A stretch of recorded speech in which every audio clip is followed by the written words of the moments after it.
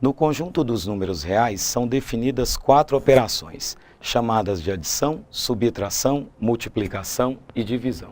Um conjunto A que está contido nos reais é dito fechado em relação a uma dessas operações quando realizamos com 2 elementos do conjunto A qualquer 2 e o resultado também está presente em A. Podemos ilustrar isso da seguinte forma.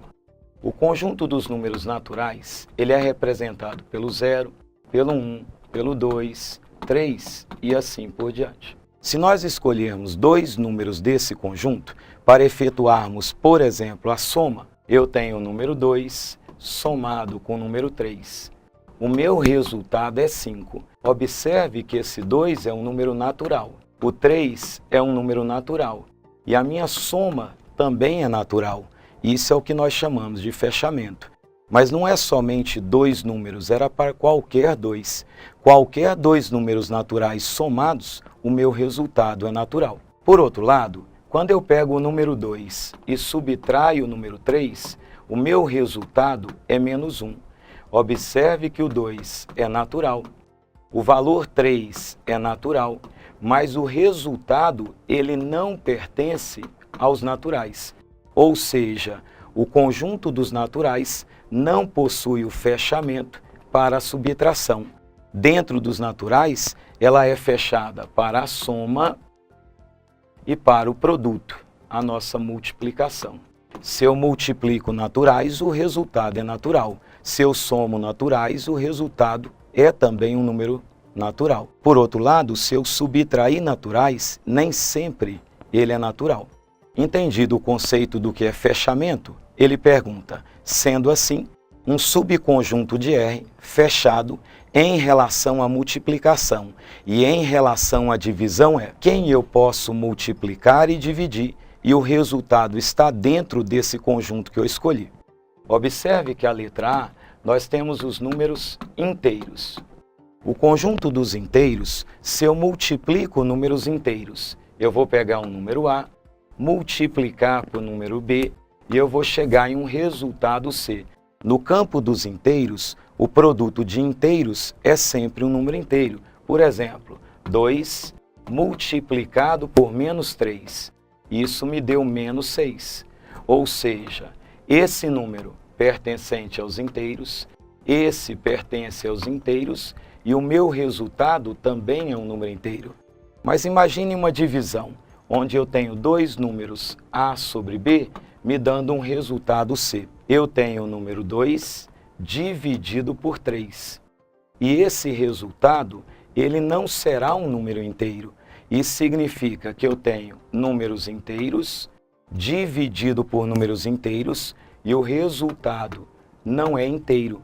Ou seja, o inteiro, ele não é fechado para a divisão.